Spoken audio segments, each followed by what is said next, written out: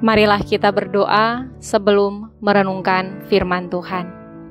Syukur kepadamu ya Allah untuk hari ini. Kami hendak belajar firman-Mu. Kiranya Tuhan berkenan mengaruniakan kepada kami hikmat dan pengertian, supaya firman yang kami renungkan bersama membawa kami memahami dengan benar apa yang Kau kehendaki dan melakukannya dengan setia. Amin. Renungan Harian Keluarga Minggu 16 April 2023. Yohanes pasal 20 ayat 11 dan 12. Tetapi Maria berdiri dekat kubur itu dan menangis. Sambil menangis, ia menjenguk ke dalam kubur itu, dan tampaklah olehnya dua orang malaikat berpakaian putih, yang seorang duduk di sebelah kepala dan yang lain di sebelah kaki di tempat mayat Yesus terbaring. Judul renungan hari ini, Jangan Menangisi Yesus Kristus. Firman Tuhan hari ini mengisahkan Maria sambil menangis mencari Yesus Kristus. Ia sedih karena kuburnya kosong. Yang menarik, bahwa Maria tetap berdiri di dekat kubur sambil mencari-cari mayat Yesus Kristus. Sementara kedua murid telah kembali ke rumah. Ia terus mencari sambil menangis. Maria menangis karena menganggap mayat Yesus Kristus telah hilang. Secara manusiawi, anggapan dan perasaan sedih Maria logis. Ia sedih karena rasa kehilangan. Tangisan adalah bagian dari hidup manusia. Ketika lahir, bayi yang sehat menangis.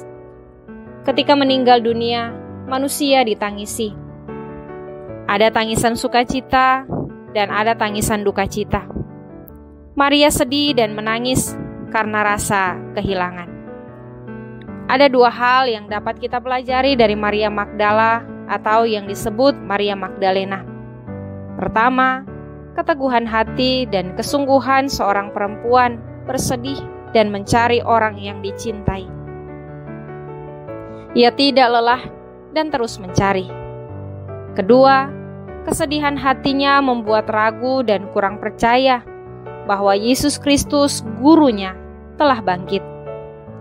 Sementara Petrus dan Yohanes telah kembali ke rumah karena yakin dan percaya pada berita kebangkitan yang disampaikan oleh para perempuan yang datang pagi-pagi dan malaikat. Larut dalam kesedihan terkadang membuat manusia kehilangan akal sehat. Bagi Maria Magdalena, kebangkitan orang mati adalah mustahil.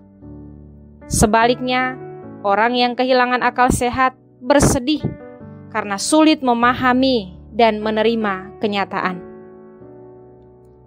Akan tetapi bagi kita yang percaya kepada Yesus Kristus yang menderita, mati, bangkit dan terangkat ke sorga, maka tidak perlu berduka cita dan larut dalam kesedihan. Mengapa? Karena hidup di dunia ini sementara. Semua yang kita miliki dan sayangi adalah titipan Tuhan Allah. Semua orang akan mati. Kita tidak perlu bersedih, berduka cita, dan menangis. Karena Yesus Kristus yang sudah bangkit dari antara orang mati dan naik ke sorga, menyediakan tempat bagi saudara dan saya.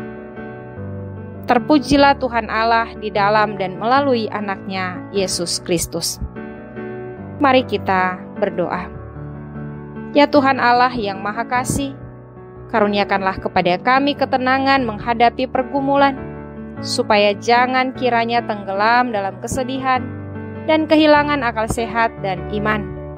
Karuniakanlah kami penghiburan ketika kami dalam menghadapi pergumulan. Amin.